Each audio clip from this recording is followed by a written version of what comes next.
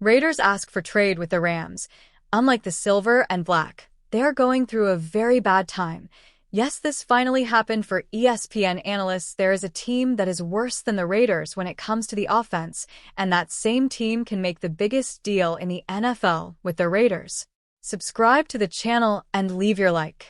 After losing to the Arizona Cardinals, NFL analysts theorized which teams would be the best places for Matthew Stafford.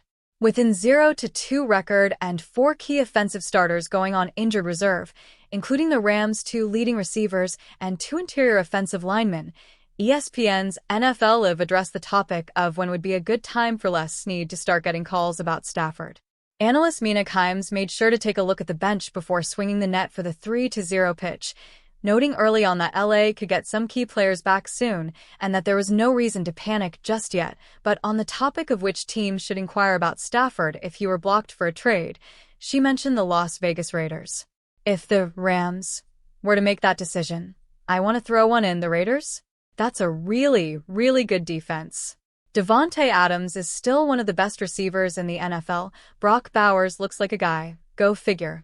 I'm just throwing that out there.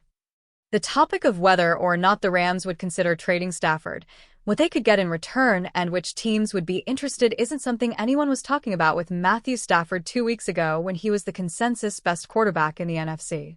That includes Kimes and Dan Orlov's guy in a segment for NFL Live about 6 weeks ago. Neither of them said the Rams should trade Stafford now or ever, but it still only took them 2 games to start throwing out trade scenarios, which you wouldn't do if you expected the team to bounce back. Keep in mind that even if the Rams go 0-4 or 0-5, trading Stafford won't be an easy task. Either they win more games with Gardner Minshew fresh off a win over the Ravens in Week 2, in which case they don't want Stafford, no matter how much rational sense that makes.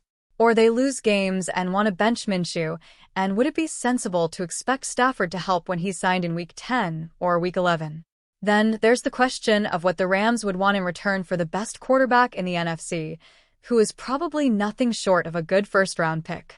It's very hard to get a team to give up a first-round pick when they know you want out of your contract, and the trade market is, at best, them and one other team.